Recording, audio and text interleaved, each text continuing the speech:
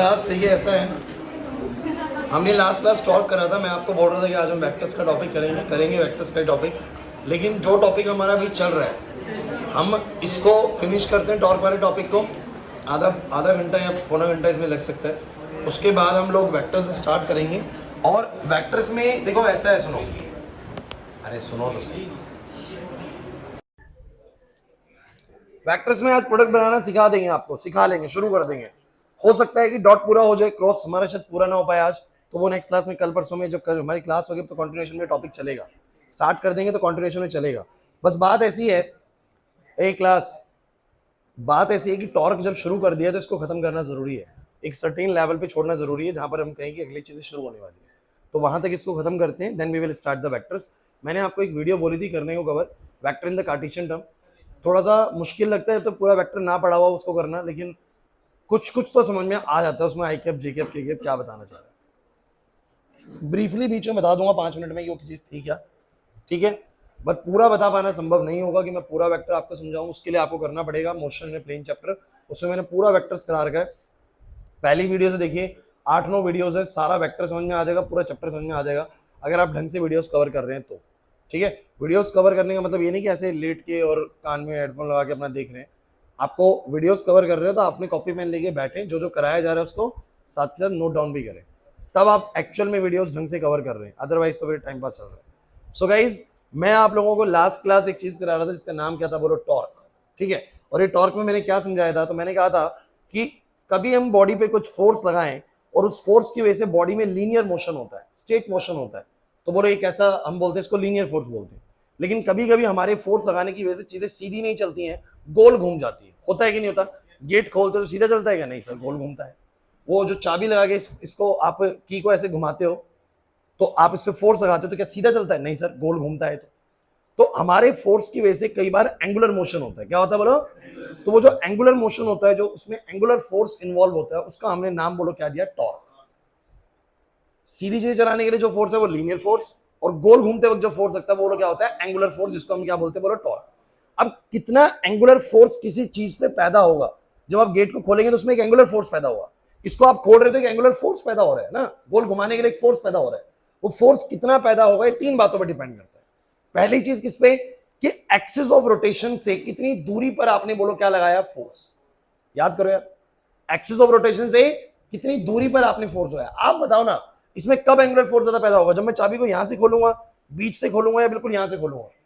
जितना दूर से खोलूंगा ना, उतना ज्यादा इजीली मैं इस चाबी को घुमा सकता हूं, ये पक्की बात है बिल्कुल। आप गेट के वाला एग्जांपल भी ले लीजिए, जब मैं गेट को खोल रहा था, गेट को खोलना कहां से आसान है, बिल्कुल इस एक्सिस ऑफ रोटेशन से। ये है इसका एक्सिस ऑफ रोटेशन, ये है इसका एक्सिस ऑफ रोटेशन, गेट यहीं से तो घूमेगा, तो इधर से गेट खोलना आसान होता है, या बीच से, या बिल्कुल कोने से। आप जहां पर कब्जे लगे हुए हैं, हिंजेस जहां पर है, वहां से गेट को खोल के देखिए, आपसे खुलेगा भी नहीं गेट।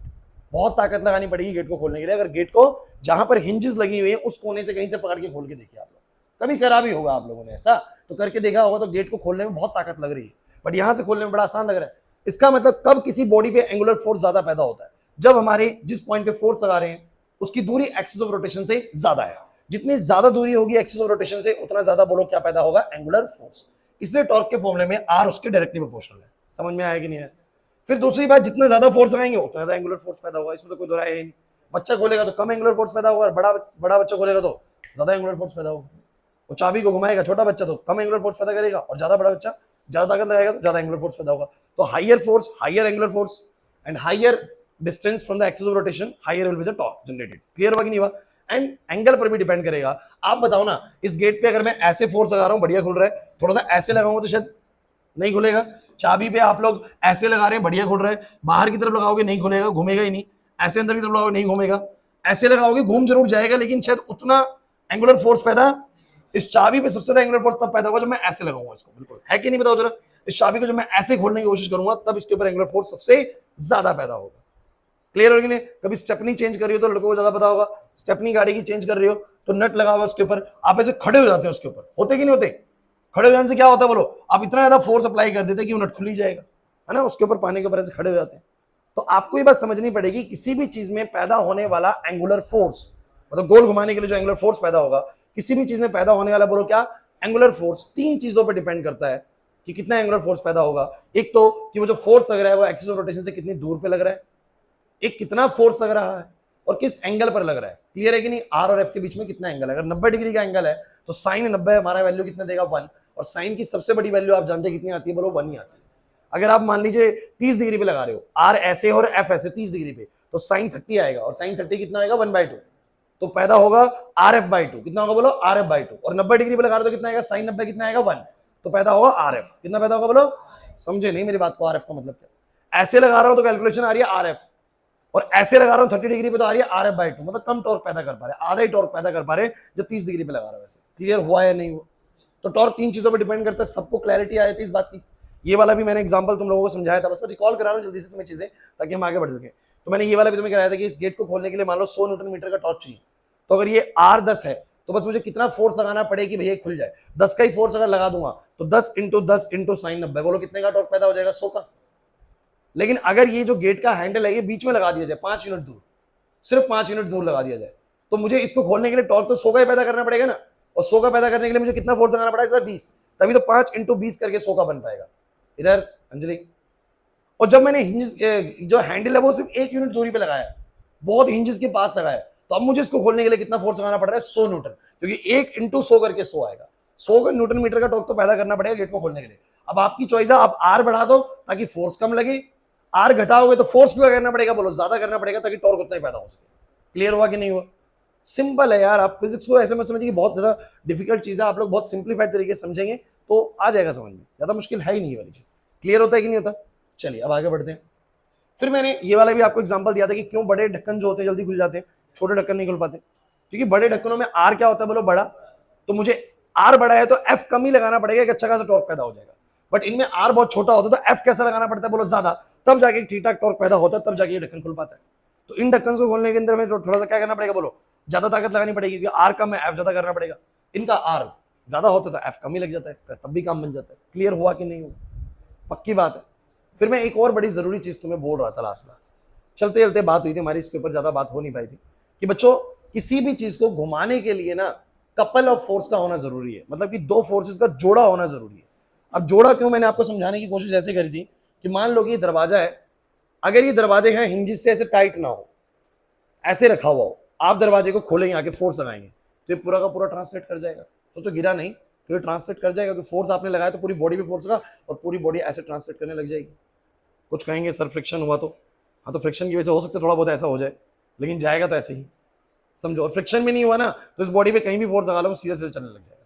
अब हिंजेस की वजह से फायदा क्या होता है वो सुनना, ये हिंजेस लगी हुई है ऐसे करके, आप आए गेट के ऊपर ऐसे फोर्स लगाया तो इस पे आगे फोर्स लगा, फोर्स इस पे भी लगा आगे, लेकिन इस पे जब आगे फोर्स लगा तो हिंजेस ने उसको जाने नहीं दिया, न्यूटन के थर्ड लॉ से हिंजेस ने आगे तरफ फोर्स लगाया, उस पे आगे लगा तो हिंजेस ने कहा लगाया पीछे, हिंजेस ने कहा लगाया पीछे, समझना। इस पे लगा आगे, हिंजेस ने कहा लगाया पीछे, इस पे लगा आगे, हिंजेस ने कहा लगाया पीछे, बन गया ना कपल, बन गया कि नहीं बन गया कपल। ज्यादा टेंशन वाली बात नहीं, उसको वैसे समझ लो ये क्या बन गया बोलो कपल। कपल कैसे बना वंश नहीं है बस में, यहां पर मैंने फोर्स लगाया, जब मैंने यहाँ फोर्स लगाया तो फोर्स एक्चुअली इस पे भी लगा था, इस हिंजेस पे भी लगा था, लेकिन जब इस पे आगे लगा फोर्स तो हिंजेस ने रोक लिया, न्यूटन के थर्ड लॉ से उसने पीछे लगा दिया, तो दो फोर्सेस का कपल बन गया, एक ऐसे और एक ऐसे, कोई दिक्कत नहीं, बन गया कि नहीं बन गया कपल। लेकिन आपको मैं एक छोटी सी बात बता दूं, आप कहेंगे सर फिर तो दो फोर्सेस तो दो टॉर्क पैदा होने चाहिए, लेकिन आप मुझे बताओ where does the axis of rotation, यहीं पर तो एक्सिस ऑफ रोटेशन होता है हिंजेस के पास, टॉर्क सिर्फ कौन पैदा कर रहा है, एक्चुअली में ये पैदा कर रहा है। क्यों, क्योंकि मैं इसकी वजह से जब टॉर्क को देखूंगा, ये इंपॉर्टेंट चीज आ चुकी है, इसकी वजह से जब मैं टॉर्क को देखूंगा तो ये एक्सिस ऑफ रोटेशन से दूरी बोलो कितनी है आर, अरे एक्सिस ऑफ रोटेशन दूरी कितनी है बोलो, इस गेट पे इस एक्सिस ऑफ रोटेशन से दूरी बोलो कितनी है, ध्यान दो, इस दूरी कितनी है बोलो आर, और मैंने एफ फोर्स लगाया, बोलो कितना टॉर्क पैदा हुआ, आर एफ साइन थीटा, कितना हुआ बोलो, आर एफ साइन 90 बोल सकते हो। लेकिन मुझे बताओ जो ये वाला फोर्स पैदा हो रहा है ये कहां पर पैदा हो रहा है, हिंजेस पे, तो हिंजेस पे ही अगर फोर्स लग रहा है, हिंजेस पे ही अगर ऐसे करके फोर्स लगा तो मुझे बताओ आर की वैल्यू कितनी है, जीरो। एक्सिस ऑफ रोटेशन से कोई दूरी नहीं है, जिस जगह पर आपका फोर्स लग रहा है एक्सिस ऑफ रोटेशन से कोई दूरी, तो ये वाला फोर्स कभी भी टॉर्क पैदा इसको घुमा नहीं पाएगा। क्यों नहीं घुमा पाएगा, बिकॉज एक्सिस ऑफ रोटेशन से इस फोर्स की कोई दूरी, आर तो कुछ ना कुछ तो होना चाहिए ना, कुछ दूरी पे तो लगना चाहिए ना, तो ये तो बिल्कुल हिंजेस पे ही लग रहा है, इसका मतलब ये वाला फोर्स टॉर्क के लिए रिस्पॉन्सिबल, टॉर्क के लिए सिर्फ ये वाला है, इसलिए formula R F sine theta काम कर जाता है। समझो मेरी बात। और बस इतना जरूर ध्यान रखिए कि दो फोर्सेस की जरूरत है, कितने फोर्सेस की बोलो, दो फोर्सेस की जरूरत है। एक सेकंड, हेलो मैम, थोड़ा फ्री होके आपसे बात कर पाऊंगा मैं, लगभग 1 बजे के करीब, थोड़ा बिजी था। आप 1 से 1 बजे के बाद आप कॉल कर लीजिएगा। ठीक है, ठीक, ठीक है, ओके। हाँ भाई क्लास, तो मैंने क्या कहा, क्लास क्लास क्लास, कितने फोर्सेस की रिक्वायरमेंट होती है? 2 फोर्सेस की। आप इस चीज को रोटेट करना चाहते हैं, मैंने आपको बताया था एक फोर्स से नहीं कर सकते, 2 से करना पड़ेगा। देखो कैसे, एक उंगली से इसको दबाएंगे और एक उंगली से इसको उठाएंगे। देखो इधर से दबाऊंगा, इधर से उठाऊंगा, घूम जाएगा, घूम जाएगा। हुआ कि नहीं हुआ? एक से करके दिखाओ, एक फोर्स से, या तो नीचे से घुमा के दिखाओ, ऐसे करके घुमाओ, कैसे घुमाओगे, ऐसे घुमाओ, या इससे दबाओ, एक उंगली से इसको घुमा के दिखाओ, कैसे घुमाओगे? कितनी चाहिए बोलो? 2 चाहिए घुमाने के लिए, घुमाने के लिए 2 चाहिए, मतलब क्या चाहिए बोलो? कपल चाहिए। क्या चाहिए बोलो? आपकी कोई चीज ऐसे रखी पड़ी है, आप लोग पेन फाइट खेली सर हमने स्कूल के अंदर, पेन फाइट खेलते वक्त हमने घुमा दिया पेन को, अरे भाई घुमा पाए फिर भी 2 फोर्सेस की वजह से। कैसे? आपने जब इधर फोर्स लगाया तो इधर फोर्स लगा, फोर्स इधर भी लगा, लेकिन हुआ क्या जरा बताओ? इधर जो फोर्स लगा वो फ्रिक्शन ने रोक के बोलो कहां की तरफ लगा दिया? फोर्स इधर। तो एक फोर्स लग गया, देखो ना, आपने पेन फाइट के अंदर इस पेन को यहां से मारा तो यहां फोर्स लगा, तो फोर्स यहां भी लगा था, लेकिन फ्रिक्शन की वजह से यहां पर उल्टा फोर्स लग गया। अरे न्यूटन का थर्ड लॉ, फोर्स आगे लगा लेकिन पीछे की तरफ लग गया, कपल बन गया। एक फोर्स यहां लगा, फ्रिक्शन की वजह से यहां घूमा, ऐसे करके घूम गया। भाई घूमा कि नहीं घूमा? फ्रिक्शन ना होना, एक काम करना किसी सरफेस से बिल्कुल लुब्रिकेंसी कर देना और फिर आप इसको मारना, तो ये सीधा चलता हुआ चला जाएगा, ऐसे लुढ़कता हुआ सीधा चला जाएगा, घूमेगा ही नहीं। फ्रिक्शन के बिना ये चीज घूमेगी ही नहीं। तो एक बात ध्यान रखना कि रोटेशनल मोशन के लिए कितने फोर्सेस का होना जरूरी है? 2 फोर्सेस का। अब मैं तुम लोगों से बस एक फाइनल बात करूंगा और मैं सीधा फिर अपने नेक्स्ट केस पे आऊंगा। भैया फाइनल बात ये है कि कोई भी चीज जब गोल घूमती है तो उसके ऊपर जो एंगुलर फोर्स पैदा होता है, वो फॉर्मूला, वो जो वैल्यू है उसको हम टॉर्क बोलते हैं, और वो किन किन चीजों पर डिपेंड करता है कि एक्सिस ऑफ रोटेशन से कितनी दूरी पे फोर्स लगा, कितना फोर्स लगा और किस एंगल पे फोर्स लगा, मतलब RF sin। ठीक है, अब इस बात को आगे बढ़ाते हैं और बड़ी जरूरी चीज सीखेंगे। आ जाओ, मैं आप लोगों को एक चीज दिखाता हूं, ध्यान से देखना। ये मैं उस दिन बना के लेके आया था, लेकिन हमें टाइम नहीं मिल पाया और ये बड़ा खराब कर दिया लग रहा बच्चों ने। 12th वाले बच्चे छेड़ रहे थे इसको।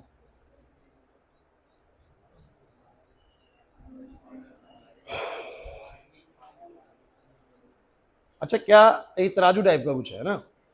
इस तराजू में आप लोगों ने तराजू देखा होगा जनरली बाजार के अंदर ना, और बाजार में क्या करते हैं, एक तरफ 1 किलो का बाट रखते हैं।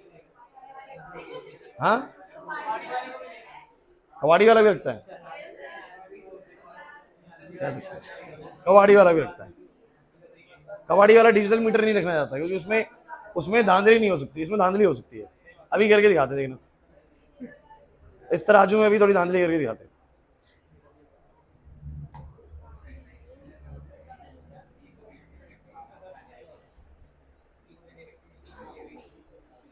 तो ये बीच में कहीं पर आ जाएगा और ये बैलेंस्ड होगा। ठीक, इस तरीके से बैलेंस्ड है, सही है, सही बराबर है ना? वो हवा की वजह से जा रहा है, लेकिन ये बीच में बिल्कुल बैलेंस्ड है। अब समझने की कोशिश करनी है आप लोगों को, यहां भी शायद टॉर्क पैदा होता है किसी तरीके से। अच्छा मुझे तुम ये बताओ, अगर ये चीज रोटेट करेगी, कैसे रोटेट करेगी मैं आपको समझाता हूं। हम कोई सामान रखेंगे, है ना, जैसे कि एक काम करते हैं, दीपांशु आ जाओ भाई, यही ज्यादा नींद में रहता है, इसी को बुलाते हैं। ये चाबी उठा, ठीक है, और देखो चाबी को ना किसी भी एक एंड पे रखना है। एक बार पंखे बंद कर दें वाले, आगे वाले।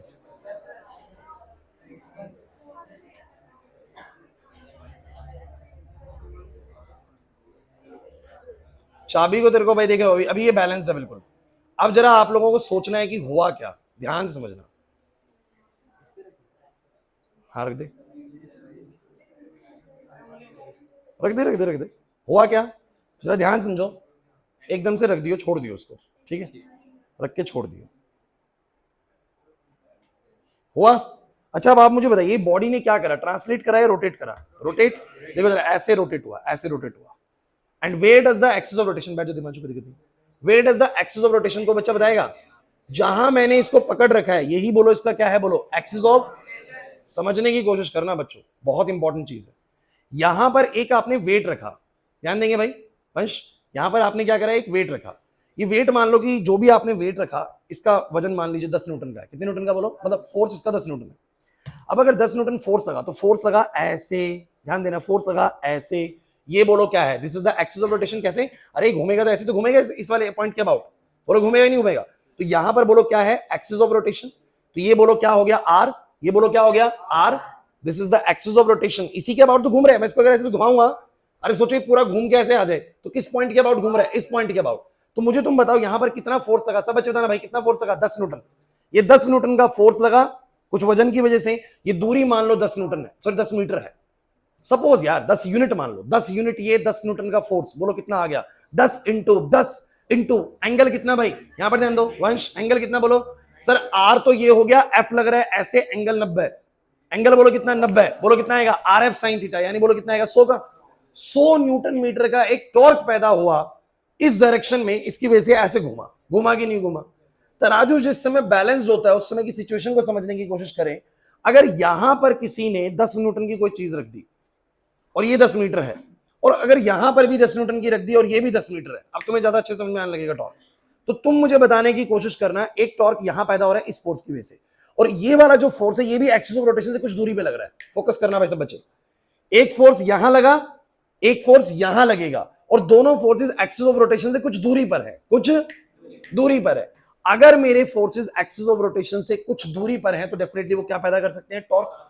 सिर्फ कब टॉर्क पैदा नहीं होगा, जब मेरा लगने वाला फोर्स बिल्कुल कहां पर है, एक्सिस ऑफ रोटेशन पे। जैसे मैंने बोला था गेट के बिल्कुल हिंजिस पे जाके फोर्स लगाओ, नहीं पैदा कर पाओगे टॉर्क। क्यों भाई, क्योंकि भैया हिंजिस से अगर कुछ दूरी नहीं है, एक्सिस ऑफ रोटेशन से कुछ दूरी नहीं है, तो आप इसको घुमा, आपको घुमाने के लिए, किसी भी चीज को घुमाने के लिए एक्सिस ऑफ रोटेशन से कुछ दूरी बनानी पड़ेगी, यानी आर लेना पड़ेगा, आर फिर एफ लगाना पड़ेगा। तो तुम सब बच्चे मुझे बताओ, मैंने इस तराजू पे इधर भी कुछ टांग दिया और इधर भी कुछ टांग दिया, समझने की कोशिश करना, वो टॉर्क का पूरा पूरा कंसेप्ट लगता है। आपने दोनों जगहों पर कुछ ना कुछ टांग दिया, यहां पर भी और यहां पर भी। मान लीजिए कि यहां पर 10 न्यूटन की कोई चीज टंगी पड़ी है, 10 मीटर की इसकी लेंथ है, तो कितने का टॉर्क पैदा हुआ, 100 न्यूटन मीटर का। कितने का बोलो, और यहां पर भी 10 का, कार्तिक इधर, ये 10 न्यूटन की चीज यहां पर है, ये भी 10 मीटर ही रखता है वो, तो बोलो कितने का पैदा होगा, 100 का। लेकिन देखो दोनों में 100 का टॉर्क पैदा हुआ, लेकिन ये बैलेंस क्यों है, फिर बैलेंस क्यों है बताओ जरा, 200 होना चाहिए ना टॉर्क, तो फिर ये बैलेंस क्यों है। हाँ, ये वाला टॉर्क इसको कैसे घुमा रहे हैं, ऐसे करके। मतलब कि आप मान लो कि एक डायरेक्शन के हिसाब से अगर आप देख रहे हो तो आपके घड़ी के हिसाब से एंटी क्लॉकवाइज है, कैसे बोलो। और अगर ये वाले टॉर्क की बात करो, ये वाले टॉर्क की बात करो, तो ये इसको कैसे घुमा रहा है, ऐसे। तो एक टॉर्क इसको घुमा रहा है क्लॉकवाइज और एक टॉर्क इसको घुमा रहा है, नेचुरल टॉर्क बोलो क्या हो जाएगा, हो जाएगा नहीं हो जाएगा। आप समझिए कि जिस समय वो ऐसे बैलेंसिंग करता है, अभी मुझे कुछ और चीज भी दिखानी है इसके अंदर, चिंता मत करिए, आप लोगों को और भी कुछ बताएंगे इसके अंदर, सिर्फ इतनी सी बात नहीं है, इतनी सी बात के लिए इतनी मेहनत नहीं करेंगे, इसमें कुछ और भी इसमें ऐड करना है। तो तुम मुझे बस ये बताओ, इस तराजू में मैंने तुम्हें जो कॉन्सेप्ट समझाने की कोशिश करी वो क्या करी, कि ये जो मेरे पास लीवर है इसमें भी टॉर्क कैसे पैदा हुआ। यहां पर ये पॉइंट है जिसके अबाउट ये बॉडी बोलो क्या करती है, रोटेट करती है। अरे इसी के अबाउट तो करती है, घूमेगी तो भैया ऐसे घूमेगी, ऐसे ऐसे, तो ये इसका बोलो क्या है, एक्सिस ऑफ रोटेशन। अब यहां पर आपने कोई अगर 10 किलो की चीज या 10 न्यूटन की कोई चीज डाल दी, अब कोई 10 न्यूटन कैसे बनता है, अरे यार 1 केजी की चीज ले लो। क्या तुम लोगों को मैंने कितनी बार पढ़ा है कि अगर कोई एम मास की चीज होती है तो ग्रेविटी की वजह से नीचे कितना फोर्स लगता है, बोलो mg, कितना लगता है बोलो mg, mg का फोर्स लगता है अगर किसी का भी मास बोलो कितना है m। ध्यान देना भाई, तो अगर 1 केजी की चीज है तो बोलो कितना फोर्स लगेगा, बोलो mg, यानी 1 केजी की चीज इंटू 10 बोलो कितना आएगा, 10 न्यूटन। चिंता मत करिए कितना आएगा, बोलो 10 न्यूटन। अगर मैं इधर भी 1 केजी की चीज को ही हैंग कर देता हूं, 1 केजी की चीज को, तो बोलो कितना फोर्स लगेगा, बोलो 1 इंटू में 10, बोलो ये भी कितना लगेगा, बोलो 10 न्यूटन। और क्योंकि बच्चों ये वाली दूरी मान लो 10 मीटर की है और ये वाली दूरी भी मान लो, तो तुम मुझे बताओ जो इसकी वजह से टॉर्क पैदा होगा, सब बच्चे इंपॉर्टेंट चीज चल रही है भाई, इस फोर्स ने टॉर्क पैदा करा होगा, बोलो किस डायरेक्शन में, तो ये वाली डायरेक्शन आपके हिसाब से बोलो कैसी है, क्लॉकवाइज। अभी तो बोर्ड के हिसाब से क्लॉकवाइज है। कितना क्लॉकवाइज टॉर्क पैदा हुआ, सब बच्चे बोलो कितना क्लॉकवाइज टॉर्क पैदा हुआ, क्योंकि लगा बच्चों R F sine theta, R F sine theta बोलो कितना, आर 10, एफ कितना 10, और सर साइन 90, 90 क्यों सर, ये रहा आर और ये रहा एफ, एंगल कितना बन रहा है, बोलो 90 डिग्री। अरे सर ऐसे फोर्स लग रहा है, ऐसे आर है, एंगल बोलो कितना 90 डिग्री, और ये वाला फोर्स इसको ऐसे घुमा रहा है, इसका मतलब क्लॉकवाइज टॉर्क है। कैसे टॉर्क है बोलो, फिर दोबारा वही बात, कोई भी चीज अगर गोल घूमेगी कब घूमेगी, जब एक्सिस ऑफ रोटेशन से कुछ दूरी पर आप बोलो क्या लगाएंगे, फोर्स लगाएंगे। सर ये रहा एक्सिस ऑफ रोटेशन, इससे 10 मीटर की दूरी पे एक फोर्स लगा, कितना टॉर्क पैदा हुआ बोलो, आर एफ साइन थीटा, और कैसे टॉर्क पैदा हुआ, क्लॉकवाइज डायरेक्शन में। सबको क्लियर हुआ कि नहीं हुआ पॉइंट, तो मुझे बताओ कितना टॉर्क पैदा हुआ, बोलो 100 न्यूटन मीटर का। अभी देखने जरा क्या होगा, अब यहां पर भी देखो क्या हुआ, ये कुछ दूरी पे ये वाला फोर्स लगा, ये वाला फोर्स भी फिर 90 डिग्री पे लगा सर, लेकिन सर इसने चीजों को ऐसे घुमाना है, इसने इसको ऐसे घुमाना है। देखो ना दोनों की डायरेक्शन घुमाने की अलग है, ये घुमा रहा है ऐसे क्लॉकवाइज घड़ी की दिशा में, और ये घुमा रहा है ऐसे मतलब एंटी क्लॉकवाइज, तो ये घुमा रहा है एंटी क्लॉकवाइज। तो एंटी क्लॉकवाइज टॉर्क कितना पैदा हुआ, बोलो एंटी क्लॉकवाइज टॉर्क कितना पैदा हुआ, तो एंटी क्लॉकवाइज टॉर्क पैदा हुआ आर एफ साइन थीटा, बोलो कितना, आर कितना, इसका भी 10, एफ बोलो कितना, इसका भी 10, और बोलो कितना, साइन 90 बराबर कितना आ जाएगा, बोलो 100। तो ये क्या हो गया, बैलेंस्ड हो गया। अब आप कहेंगे सर ठीक है, तराजू वाला तो ऐसे बैलेंस कर देता है, लेकिन मैं आपको एक बात बोलूं बच्चों, ध्यान समझना, तराजू वाला इसमें आपके साथ क्या गेम खेल सकता है, बड़ी ही जबरदस्त गेम वो आपके साथ खेल सकता है, शायद कुछ और समझ में भी आ रही हो। अब मान लो कि मैं आपसे एक एग्जांपल लेता हूं, देखिए एग्जांपल लेते हैं, क्या एग्जांपल लें, कोई एक बहुत हैवी बच्चा ले लेते हैं, कोई एक बहुत हल्का बच्चा ले लेते हैं, देवदत्त को ले लेते हैं एक तो, ठीक है, और एक ले लेते हैं नवीश को ले लें, चलो ठीक है, या अक्षत को ले लेते हैं, आज अक्षत एब्सेंट है लेकिन अक्षत को ले लेते हैं, अक्षत देखा ना सबने, लास्ट में बैठता है, सबसे लंबा चौड़ा लगा, तो अक्षत को ले लेते हैं। एक तरफ सोचिए अक्षत को बैठाया हमने इसमें, और एक तरफ हमने इसको किसको बैठाया, बोलो देवदत्त को। क्या लगता है आप लोग एक तरफ अक्षत को बैठा के और एक तरफ देवदत्त को बैठा के, ध्यान देना यार, बड़ा अच्छा केस है ये, एक तरफ अक्षत को बैठा दिया जाए और एक तरफ किसको, देवदत्त को, दोनों को आपने देखा होगा क्लास में, देवदत्त ये बैठा है, ठीक है, और अक्षत भैया लास्ट में बैठता है, आज आया नहीं है, नहीं तो दिखाते तुम्हें, सबसे लंबा चौड़ा लड़का क्लास में, तो अक्षत बैठा है एक तरफ, क्या आप लोग इसको बैलेंस कर सकते हैं? एक तरफ अक्षत बैठा हो और एक तरफ देवदत्त बैठा हो, तो लॉजिकली तो ये लगता है कि मान लीजिए कि अक्षत मान लेते हैं 80 केजी का है, या थोड़ा कैलकुलेशन पर्पस के लिए अक्षत को हम मान लेते हैं 100 केजी का, कितना बोलो, तो 100 केजी का कितना फोर्स आएगा बताओगे, 100 केजी उसका मास है इंटू 10 है, कितना बोलो 1000 न्यूटन, कितना फोर्स आएगा बोलो 1000, और देवदत्त को मान लेते हैं 50 का, कैलकुलेशन के लिए कितने का मान लेते हैं 50 केजी, तो कितने का फोर्स आएगा 500 न्यूटन। अब अक्षत लगा रहा है 1000 न्यूटन, ये लगा रहा है 500 न्यूटन, क्या ये बैलेंस रहेगा? क्या आप अक्षत को और देवदत्त को बैलेंस कर सकते हो इस राजू पे? कैसे करोगे? चलो मान लेते हैं, ये हम ले लेते हैं कौन, अक्षत, ये अक्षत है, और और ये ले लेते हैं देवदत्त, थोड़ा और हल्का लूं, अरे यार इतना तो नहीं है, इतना तो नहीं, चलो इसको ले लेते हैं ना, ये हल्का है, इससे काफी हल्का है, इसको यहां ले लेते हैं। एंड डेफिनेटली देखो आपको दिख रहा होगा अक्षत का पलड़ा भारी है और अक्षत नीचे की तरफ जा रहा है, ठीक है, दिख रहा है ना? अरे यार नहीं दिख रहा, सिंपल है ना। अब कौन आएगा क्लास में जो कि अक्षत को और देवदत्त को बैलेंस कर सकता है? अच्छा वैसे बैलेंस क्यों नहीं हो रहा, कौन बच्चा मुझे बताएगा बैलेंस क्यों नहीं हो रहा?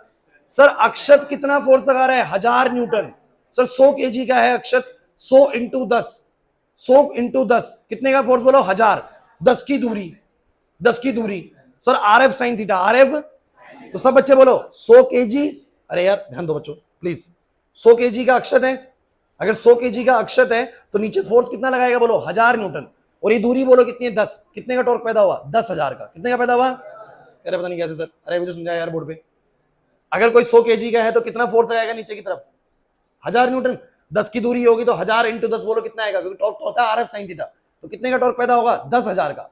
अच्छा ये कितने का टॉर्क पैदा कर रहा है, ये 50 केजी का है, दे दो 50 केजी का, तो 500 न्यूटन का फोर्स, 10 की दूरी, 500 इंटू 10 बोलो कितना, 5000, तो ये 5000 का एंटी क्लॉकवाइज टॉर्क है, लेकिन क्लॉकवाइज टॉर्क 10,000 का है, तो चीज कहां घूमेगी बोलो, क्लॉकवाइज, देखो घूम रही है क्लॉकवाइज। बट क्या हम कुछ ऐसा कर सकते हैं, क्या हम देवदत्त को और अक्षत को बैलेंस कर सकते हैं? अगर घर पे मुझे एक सीसो बनाना हो जिसपे ये दोनों झूल सकें, तो प्रॉब्लम बड़ी है कि अगर मैंने सीसो को बनाया तो हमेशा अक्षत एक बार बैठ गया तो वो बैठा ही रह जाएगा, और देवदत्त की मौज है भैया हमेशा हवा में रहेगा, है ना, एक बार चला गया देवदत्त उठा नहीं पाएगा अक्षत को, क्लियर है भाई? क्यों भाई? क्योंकि सीसो में भी यही कॉन्सेप्ट है, सीसो में भी क्या कर रहा है अक्षत, सीसो में तो अक्षत यही कर रहा है ना कि इधर की तरफ 10,000 न्यूटन का टॉर्क पैदा करेगा, और जो देवदत्त है वो सिर्फ कितने कर पा रहा है, 5,000 का, तो 10,000 का क्लॉकवाइज टॉर्क, 5,000 का एंटी क्लॉकवाइज टॉर्क, तो क्लॉकवाइज वाला उठा देगा इसको, बोलो ऐसे ही रहेगा हमेशा, है ना, देवदत्त हमेशा ऊपर, ठीक है, मजा उसी को आता है जो वैसे ऊपर की तरफ रहता है ऐसे। अब जरा बताइए कि क्या करूं मैं सीसो में कि जिससे कि दोनों बढ़िया तरीके से इस पे झूल सके। आओ बोर्ड पे आओगे बच्चा और मुझे करके दिखाओ कि how these two can be balanced, Devdatt और अक्षत को यहां पर कैसे बैलेंस करें। देवदत्त भाई, देवदत्त कह रहा है मैं कर दूंगा सर, समस्या मेरी है, समाधान भी मेरे पास ही।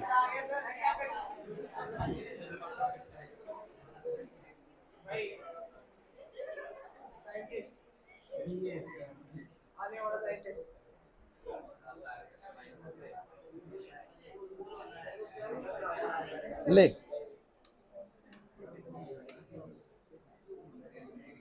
अरे तूने तो अक्षत को उठा दिया,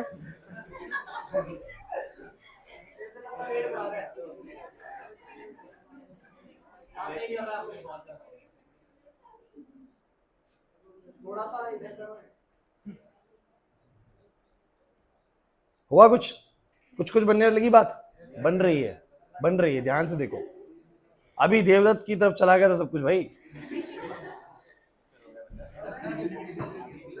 लेकिन कॉन्सेप्ट समझिए। अगर ये इसको बीच से हटा के, इसको बीच से हटा के, बिल्कुल बीच से हटा के थोड़ी सी इसकी आर्म बड़ी कर दे, देवदत्त वाली साइड की बोलो क्या बड़ी कर दे, आर, उसका एफ कम है, उसका एफ बोलो क्या है, तो वो उतना टॉर्क पैदा नहीं कर पा रहा, लेकिन मैंने इसका आर बढ़ा दिया, क्या कर दिया बोलो मैंने इसका, अगर मैं इसका आर बढ़ा दूं और उसका कोरस्पॉन्डिंगली घटा दूं, अब घटेगा उसका, अगर इसका बढ़ेगा तो अब ये भी उतना टॉर्क पैदा कर पाएगा, यानी देवदत्त भी उतना टॉर्क पैदा कर पाएगा जितना कौन कर पा रहा है बोलो, अक्षत कर पा रहा है। हो गया बैलेंस्ड। अब ये भारी चीज है, इससे कंपैरेटिवली बहुत भारी है, आपने देखा था, और ये वाली कंपैरेटिवली बहुत हल्की है, बट ये हल्की और भारी चीज बैलेंस हो पा रही है। अब अंदाजा लगाओ क्यों बैलेंस हो पा रही है, क्योंकि बच्चों ये कैसा टॉर्क पैदा कर रहा है बोलो, ये कर रहा है क्लॉकवाइज टॉर्क पैदा, और ये वाला बोलो कैसे कर रहा है बोलो, एंटी क्लॉकवाइज। लेकिन सर इसका वजन ज्यादा है बट फिर भी ये बैलेंस क्यों हो पा रहा है बच्चों, इसका फोर्स ज्यादा है, इसकी आर्म छोटी है, इसका फोर्स कम है, इसकी आर्म बड़ी है, कुल मिला के आरएफ का जो प्रोडक्ट आ रहा है वो कैसा आ रहा है, सेम आ रहा है।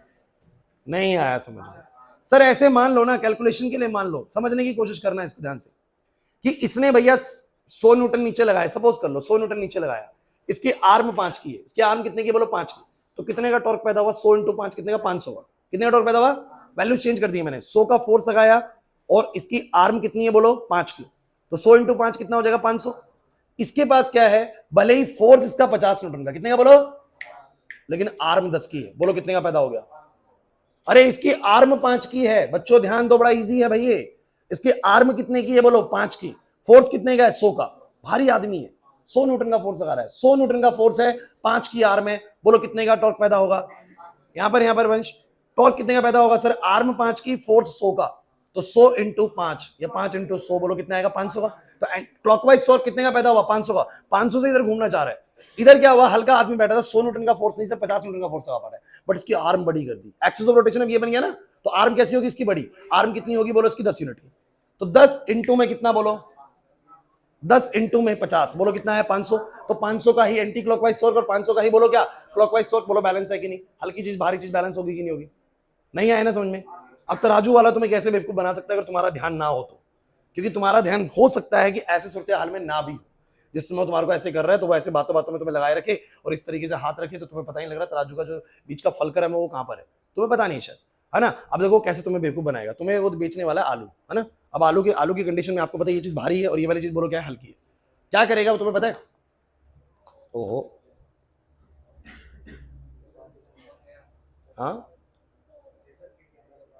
हो गया बैलेंस, ठीक है। अब समझने की कोशिश करना वो दुकानदार तुम्हें कैसे बेवकूफ बना सकता है, उसका जो ये फलक्रम है ना, बैलेंसिंग पॉइंट बिल्कुल सेंटर में नहीं है, और देखने की कोशिश करना, आप मान के चलो वो भारी चीज और ये वाली चीज बोलो क्या है हल्की है, चाबी गिरने वाली है। अब हुआ क्या, उसने यहाँ पर 1 किलो का बाट रख दिया, कितने किलो का बाट बोलो, अब उस तरफ 1 किलो का बाट है, तो तुम मुझे बताइए इस तरफ क्या 1 किलो की चीज रखनी जरूरी बैलेंस करने के लिए, 1 किलो से कम में काम चल जाएगा, कम में ही ना, हल्की चीजें उठा देगी उसको, क्योंकि उसकी आर्म बोलो क्या है बड़ी है, आर्म बड़ी है तो थोड़ा फोर्स ही इसको बोलो क्या कर देगा, बैलेंस कर देगा। समझ में आ रहा है कि नहीं आ रहा, नहीं आ रहा समझ में प्रिंस, मैंने क्या बोला, इधर बच्चों भले ही फोर्स ज्यादा है, उधर थोड़ा फोर्स ही उसको बैलेंस कर देगा, क्यों भाई, क्योंकि इस साइड की बोलो क्या बड़ी है आर्म, तो टॉर्क अपने आप ज्यादा पैदा हो जाएगा, तो वो क्या करेगा, यहाँ पर 1 किलो का बाट दिखाएगा तुम्हें, देखो भाई मैंने 1 किलो का बाट रख दिया, आलू यहाँ पर चलाएगा बस 700 ग्राम, कितने ग्राम बोलो, और 700 ग्राम आलू 1 किलो बाट को बोलो क्या कर देंगे बैलेंस, तो क्या होगा तुमसे पैसे कितने के लेगा, 1 किलो के, आलू कितने देगा, बन गया बेवकूफ, नहीं आया समझ में, तो वो ऐसे खेल खेलेगा, कबाड़ी आएगा ऐसे सामान तोल के लेके जाएगा, ज्यादातर कबाड़ी ये वाला रखते हैं, ध्यान रखना, कबाड़ी डिजिटल मीटर कम रखेंगे, ये वाला रखेंगे, अब क्यों रखेंगे, ये वाले में अगर जैसी सेटिंग इधर उधर करी और ज्यादा इधर उधर नहीं है, थोड़ा सा भी इधर उधर करा तो हल्की चीज उतना ही टॉर्क बना देगी जितना भारी चीज बना रही है, बोला है कि नहीं, तो यहाँ पर 1 किलो का बाट दिखाएगा, आपकी चीज यहाँ पर नहीं आ रही बात समझ में, लेकिन वो बेचते वक्त उल्टा रखेगा, समझ में आ रहा है कि नहीं आ रहा, कि आपका सामान भाई हल्का है, ऐसा तो दिखा देगा तो आपकी 700 ग्राम की चीज 1 किलो की दिखेगी, आपको 1 किलो के हिसाब से उसको पैसा देना पड़ेगा, अब वो उल्टा खेल करेगा, नहीं आ रही बात समझे, कहीं कल को कबाड़ी बन जाओ तो भैया कंसेप्ट गड़बड़ कर दो, वो भी सीखना है, अरे बहुत बड़ा बिजनेस है ये भी, क्या बात कर रहे हो तुम लोग हैं, तो ये कंसेप्ट समझे नहीं, तुम समझे नहीं मेरी बात को, मैं क्या बोल रहा हूं, अगर कबाड़ी के केस में ये वाला कंसेप्ट लगा दिया तो बेवकूफ बन जाओगे, अगर खुद कबाड़ी बन गए मान लो तो ये गलत हो जाएगा, कैसे बोलो, 1 किलो यहां पर बांट दिखेगा, सामान 700 ग्राम का होगा, कहेगा भैया 700 ग्राम की चीज के बदले तुम्हें पैसा उसको कितने का देना पड़ेगा, 1 किलो के हिसाब से, तुम्हें नुकसान है। समझ में आ रही है? हाँ, नहीं आए बात समझ में। सब्जी वाला फायदे में जा सकता है, कैसे भाई, उसको तुम्हें सामान बेच रहा है, वो बेच रहा है तुम्हें सामान, वहां पर कबाड़ी की केस में तुम्हें घर वाला सामान बेच रहा है, उल्टा चल रहा है। तो सब्जी वाला कैसे फायदे में है, यहाँ पर 1 किलो का बाट रखेगा, यहाँ पर आलू कितने चढ़ाएगा, बस 700 ग्राम, और आपका चीजें क्या हो जाएंगी, बैलेंस। तो वो दिखाएगा देखो भाई मैंने 1 किलो आलू दे दिए तुम्हें, पैसे दो 1 किलो के, दे दोगे तुम 1 किलो के पैसे, सामान तुम्हें कितना देगा, 700 ग्राम देगा। तो वो ऐसे अगर लेबर को कर देगा तो प्रॉब्लम हो जाएगी। क्लियर हुआ या नहीं हुआ? इस कॉन्सेप्ट को बच्चों प्लीज, इस कॉन्सेप्ट को लिवरेजिंग का कॉन्सेप्ट बोलते हैं। लिवरेजिंग किसे कहते हैं बिजनेस के अंदर, लिवरेजिंग किसे कहते हैं, हम लोग बिजनेस में लिवरेजिंग करते हैं। लिवरेजिंग का मतलब होता है कि थोड़ा इनपुट देके बड़ा आउटपुट कैसे पाए। थोड़ा इनपुट देके, आपने कई सारे अपार्टमेंट्स में आप लोग गए होंगे, आपने अपार्टमेंट्स के बाहर एक चीज देखी होगी, वॉचमैन बैठा होता है, ध्यान देना भाई, तुम बहुत सारे अपार्टमेंट्स में जाते हो और वहां पर तुम लोग एक चीज ऑब्जर्व करते हो, क्या बच्चों, इधर भाई, वो ना एक वॉचमैन बैठा होता है और इस तरीके से ना उसके पास एक ऐसे गेट होता है, गेट एंट्री गेट होता है, ठीक है, और वो ऐसे करके ना इसके ऊपर रस्सी टाई रखता है ऐसे करके, और यहां बैठा होता है, समझना, और इस तरफ पे एक बड़ा सा पत्थर रखा होता है, यहां पर वो गेट का एक एंड होता है, पोल लगा रखा है, पोल लगा रखा है ना, गेट की एंट्री होती है। अरे यार नहीं आ रहा समझ में, ये वो रास्ता हो गया, मान लो पाथ हो गया, तुम समझ नहीं पा रहे, कुछ भी नहीं है, ऐसे करके एक पोल लगाता है वो, अरे बैरियर बनाना है यार वो एक तरीके से तुम्हारे लिए, है ना, फाटक जैसे गेट, वो फाटक होता है। अब फाटक बना दिया, फाटक के यहाँ पर एक पोल लगा दिया, उस पोल के यहाँ पर इसमें बड़ा सा पत्थर रख दिया, और वो जो वॉचमैन बैठा था ना, कुर्सी में बैठे बैठे उसको ऊपर नीचे कर लेता है, इतने भारी पत्थर को जिसको वो खुद उठाने की कल्पना भी नहीं कर सकता, उसको ऐसे ऊपर नीचे कर लेता है, रस्सी से खींचता है, एकदम से नीचे आ जाता है। ऐसा क्यों हो पा रहा है, सोचो जरा, ऐसा क्यों हो पा रहा है, सोचो जरा भाई, ये बोलो क्या है, ये बोलो क्या है, एक्सिस ऑफ। अब जरा समझने की कोशिश करना, जहां पत्थर भारी रखा हुआ है, 100 किलो का पत्थर रखा हुआ है, वो कितने का फोर्स पैदा कर रहा होगा बोलो, 1000 न्यूटन का, लेकिन उसको आर्म बस 1 यूनिट की दी है, 1 यूनिट की आर्म दी है, बस उसकी जो लेंथ है जहां पर वो चीज है, उसको बस कितने यूनिट की आर्म दी है बोलो, 1 यूनिट की आर्म। तो कितने का टॉर्क पैदा हुआ, इस तरफ बोलो कितने का टॉर्क पैदा हुआ, 1000 इंटू में बोलो कितना, 1000 न्यूटन मीटर का टॉर्क पैदा हुआ। समझ नहीं आया? अब ये आदमी क्या करेगा, इसको आर्म दे देता है बड़ी, 10 यूनिट की आर्म दे देता है, कितने यूनिट की बोलो, 10 गुना बड़ी आर्म देता है इसको, क्योंकि वो पोल ना बिल्कुल पत्थर के कोने पे लगाता है, उस वाली साइड पे लगाता है, मतलब गेट के उस साइड पे, कि अगर यहां पर बैठे हैं, अगर यहां पर बैठे हैं, यहां पर बैठे हैं, तो जो पोल लगा हुआ है वो कहां पर लगा हुआ है, उस कोने पे, तो पत्थर उसको ऐसे गिरा देगा। अब ये इसको बड़ी आसानी से क्यों खींच पाता है, बताओ जरा, क्यों इसको रस्सी से बड़ी आसानी से खींच देता है, क्योंकि 10 मीटर की आर्म में सिर्फ कितना फोर्स लगाए, 100 न्यूटन का, उधर 1000 न्यूटन का फोर्स सिर्फ कितने न्यूटन से उठ जाएगा बोलो, 100 न्यूटन से। अरे समझ नहीं आया, 1000 न्यूटन का फोर्स है जो कि यहां पर बैलेंस हो जा रहा है, मात्र कितने न्यूटन के फोर्स से बोलो, 100 न्यूटन के फोर्स से, बस इसको खींचेगा और आ जाएगा, बिकॉज इस 100 न्यूटन से भी टॉर्क कितना पैदा होने वाला बोलो, 100 इंटू में 10 बोलो कितने का बोलो, 1000 का, तभी तो बैलेंस कर पाएगा उसको। नहीं आ रही ना बात समझ में? तो 1000 न्यूटन के फोर्स को किससे उठा दिया गया बताओ जरा, मात्र 100 न्यूटन के फोर्स से। इसको बोलते हैं लिवरेजिंग करना। क्या बोलते हैं इसको? कि बड़ी चीज का बड़ा काम लेना छोटे से फोर्स से। नहीं आया समझ में? नहीं आया ना समझ में? हमने 1000 न्यूटन के फोर्स को उठा दिया, बोलो कितने से बोलो, सिर्फ 100 न्यूटन से। तो बोलते हैं लेवरेजिंग करना। आपने लेवरेज करा है किसी चीज को, कि कम इनपुट से बड़ा आउटपुट आपने गेन करा है। तो वह ऐसे ऐसे कैसे कर रहे हैं, उसकी आर्म बड़ी है तो उतना ही टॉर्क पैदा करने के लिए उसको फोर्स कम लगाना पड़ता है। क्लियर हुआ कि नहीं हुआ? समझ नहीं आया? सारा कॉन्सेप्ट किसका है बोलो? टॉर्क का है। तो इतनी सारी बातें सुनने के बाद आपको एक आइडिया लग जाना चाहिए, कोई भी बॉडी रोटेट कर रही है तो उसका एक बड़ा इंपॉर्टेंट एक्सिस है, वो है एक्सिस ऑफ रोटेशन। क्या है बोलो? Axis of. अब एक्सिस ऑफ रोटेशन से दाएं बाएं कहीं भी चले जाइए, अगर कोई भी फोर्स लग रहा है तो वो उसमें क्या पैदा कर सकता है बोलो? टॉर्क। और वो क्लॉकवाइज फोर्स भी पैदा कर सकता है और बोलो एंटी क्लॉकवाइज, डिपेंडिंग की फोर्स किस डायरेक्शन में लग रहा है। ये कैसा पैदा कर रहा है बोलो? क्लॉकवाइज। और ये कैसा पैदा कर रहा है बोलो? Anti clockwise. बराबर होंगे तो बैलेंस हो जाएगा, क्लॉकवाइज ज्यादा होगा तो ऐसे रोटेट कर जाएगी, एंटी क्लॉकवाइज ज्यादा होगा ऐसे रोटेट कर जाएगी। तो बड़ा इंपॉर्टेंट पॉइंट बोलो बॉडी में कौन सा होता है? Axis of rotation. उस एक्सिस ऑफ रोटेशन के अलावा कहीं भी फोर्सेस लग रहे हैं अगर, तो वो फोर्सेस उस बॉडी को बोलो क्या कर सकते हैं? रोटेट कर सकते हैं। और कितना टॉर्क पैदा कर सकते हैं उसके अंदर? RF sin थीटा। हर फोर्स की वजह से कितना टॉर्क पैदा हो कैलकुलेट करिए, देखिए क्लॉकवाइज है या एंटी क्लॉकवाइज है, और फिर देखिए किस तरफ को बॉडी घूमेगी। क्लियर हुआ या नहीं हुआ? नहीं आया समझ में? ठीक है, क्लियर हो गया कि नहीं हो गया? तो यहां तक की बात समझ में आ जाती है। आखिरी बात सिखाऊंगा, उसके बाद हम वेक्टर्स में आएंगे। तो मुझे तुम ये बताओ, ये तुम्हें अब क्लियर होने लग गया? तराजू वाला कॉन्सेप्ट में समझ में आ गया अच्छे से? अब आगे बढ़ते हैं। लास्ट चीज, प्रिंसिपल ऑफ मूवमेंट्स इसको बोलते हैं बेसिकली, आपकी एनसीईआरटी में कॉन्सेप्ट है। Principle of movements. मैं इसको लेवरेजिंग भी बोल सकता हूं, जो मैं आपको सिखा रहा हूं वही लेवरेजिंग है, लेवरेजिंग कॉन्सेप्ट। चलो आ जाओ। अब दिख गया फिजिक्स की सहायता से हम थोड़े से फोर्स से बड़ा आउटपुट कैसे पा सकते हैं। सिर्फ फिजिक्स की नॉलेज होनी चाहिए कि टॉर्क आपको पता होना चाहिए कि कैसे ज्यादा पैदा किया जा सकता है। आर्म बढ़ा दो ताकि हमारा एफर्ट कम हो जाए, आर्म बढ़ा दो ताकि हमारा एफर्ट कम हो जाए। चलो अब ध्यान समझने की कोशिश करना बच्चों, ध्यान समझने की कोशिश करना। मेरे पास ये एक लेवर है और इसमें मैंने कहीं पर फलक्रम लगा रखा है। ये फलक्रम होता है जिसके अबाउट ये चीज रोटेट कर सकती है। यहां पर बच्चों मेरे पास एक लोड है, ये लोड है, और ये लोड कितना फोर्स लगा रहा है बोलो नीचे की तरफ, F1। सब बच्चे ध्यान देना, ये लोड कितना फोर्स लगा रहा है भाई, F1। इसकी आर्म कितनी है बोलो, D1। अरे जो सिखाया वही पढ़ा रहा हूं। इस ये जो मैंने रखा हुआ है ना लेवर, इसमें इस लीवर के बीच में यहां पर मैंने फलक्रम लगाया। कुछ कहीं फलक्रम क्या होता है, फलक्रम बच्चों वो वाला सपोर्ट होता है जिसके अबाउट ये बॉडी रोटेट करेगी। तो मुझे तुम सब बच्चे बताओ जरा, इसके जो लोड जहां पर रखा हुआ है, लोड का कुछ ना कुछ तो मास होगा जिसकी वजह से ग्रेविटी की वजह से नीचे कुछ फोर्स लगा रहा होगा। फोर्स कितना लगा रहा है बोलो, F1। और तुम लोग बहुत समझदार भी हो बच्चों इतने कि m मास की चीज है तो कितना फोर्स आएगी बोलो, mg। कितना लगाएगी बोलो, तो नीचे की तरफ mg फोर्स लगाया, d1 आर्म दूरी पे है। तो तुम मुझे बताओ जरा फटाफट से, इसने कितना टॉर्क पैदा किया इसके अंदर। हम बोलेंगे टॉर्क क्लॉकवाइज टॉर्क पैदा किया। कितना बोलो, क्लॉकवाइज टॉर्क। अच्छा कितना टॉर्क पैदा किया सब बताओ, F1 d1 कितना क्या बोलो। अरे यार देखो ना 90 डिग्री का एंगल है, नहीं आ रहा समझ में। अच्छा मुझे तुम बताओ जरा, यहां पर ये आर्म बोलो कितनी है, d2, और यहां जो मुझे इसको बैलेंस करने के लिए फोर्स लगाना पड़ रहा है, मैं इसको बोलता हूं एफर्ट। क्या बोलता हूं इसको, समझने की कोशिश करना बच्चों, यही लिवरेजिंग का कांसेप्ट है। वहां पर एक लोड है जो कि कितना फोर्स लगा रहा है बोलो, F1, और यहां पर ये मेरा एफर्ट है जो मैं उसको उठाने की कोशिश कर रहा हूं। तो ये मेरा फोर्स बोलो क्या है सब बच्चे, F2। अरे समझ नहीं आ रहा यार, नहीं आ रहा समझ में। अब तुम सब बच्चे मुझे बताओ ये D1 क्या है बोलो, D1 को बोलते हैं बच्चों हम लोड आर्म, D2 को बोलो क्या बोलते हैं, एफर्ट आर्म। क्या बोलते हैं बोलो, एफर्ट आर्म। F2 को, F1 को बोलो क्या बोलते हैं, कितना लोड है, और F2 बोलो क्या है, कितना एफर्ट है। एफर्ट मतलब उसको उठाने के लिए कितना एफर्ट लगने वाला है।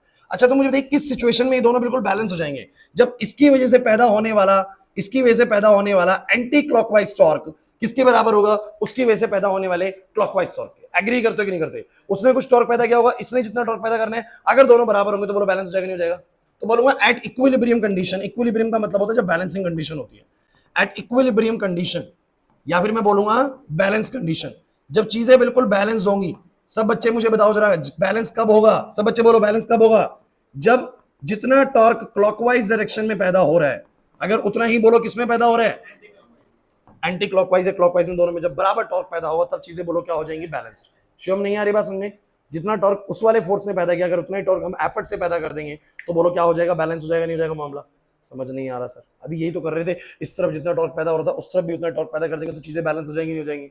मुश्किल लग रही है सर, मुझे बताओ जरा फटाफट से, एंटी क्लॉकवाइज डायरेक्शन में कितना टॉर्क पैदा हुआ, सब बच्चे बोलो कितना आएगा, F2 D2 sin 90। इधर बोलो कितना बोलो, F1 D1 sin 90। बोलो sin 90 sin 90 1 हो गया। F2 D2 बराबर कितना बोलो, F1 D1। और सब बच्चे मुझे बताना जरा F2 बाय में F1 की वैल्यू कितनी आ गई, F1 बाय में F2 बाय में F1 आ गया बच्चों, D1 बाय में D2। अब तुम सब बच्चे मुझे बताओ कौन सी आर्म बड़ी ले रखी है हमने, D1 बड़ा है D2 बड़ा है, सोचो ना जल्दी देखो। D1 हमारा छोटा है और D2 हमारा बड़ा है। एफर्ट वाली जगह वाले पे हमने आर्म बड़ी रखी है। तो मान लो D2 अगर हमारा बड़ा है, अगर D2 बड़ा है, अगर D2 सोचो ना डिनोमिनेटर अगर न्यूमरेटर से बड़ा है तो ये वाली वैल्यू क्या आएगी, 1 से छोटी। और अगर ये 1 से छोटा इसका मतलब F2 बाय F1 भी 1 से, इसका मतलब F2 इज लेसर देन, इसका मतलब बोलो क्या है, effort is less than load. इसका मतलब मुझे जो एफर्ट लगाना पड़ेगा वो लोड से क्या लगाना पड़ेगा, कम लगाना पड़ेगा। और ये मैं क्यों कर पाया, क्योंकि मैंने उधर की एफर्ट आर्म को क्या कर रही है, बड़ी कर रही है। एक सिंपल कैलकुलेशन चल रही है बच्चों, ये 10 का है, समझना ये 10 का है, 10 न्यूटन का फोर्स है, ये भी मान लो 10 है, तो कितने का टॉर्क पैदा हुआ, 100 का। 10 इंटू 10 कितने का बोला, 100 का। उधर से उठाने के लिए भी 100 का टॉर्क पैदा करना पड़ेगा।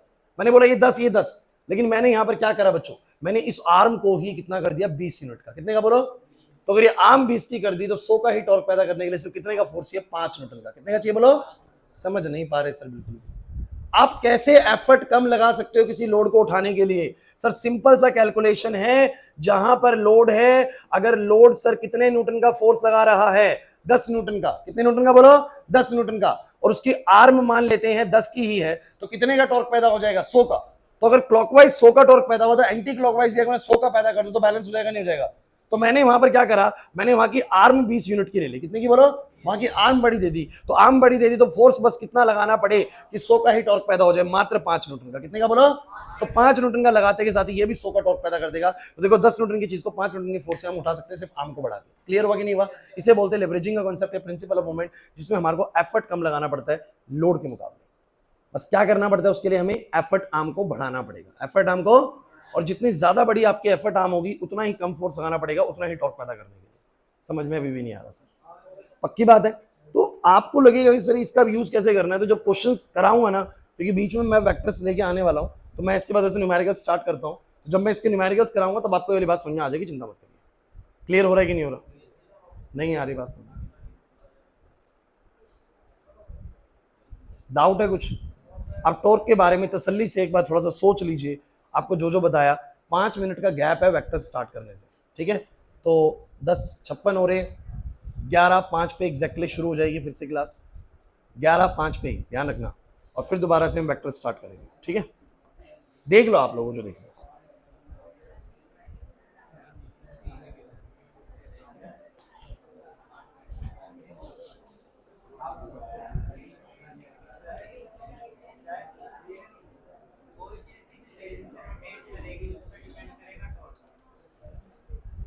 तो वो रोटेट तो तभी करेंगे ना जब उसके बाद फोर्स ज्यादा लगेगा। बिल्कुल बिल्कुल करेगा। आप आगे चल के फॉर्मूला भी पढ़ेंगे, टाउ इज इक्वल्स टू में आई अल्फा का, और अल्फा बेसिकली डिपेंड करता है ओमेगा पे, एंगुलर एक्सेलरेशन।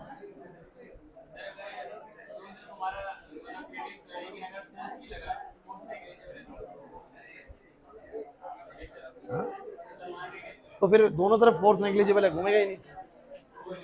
फिर क्यों घूमेगा?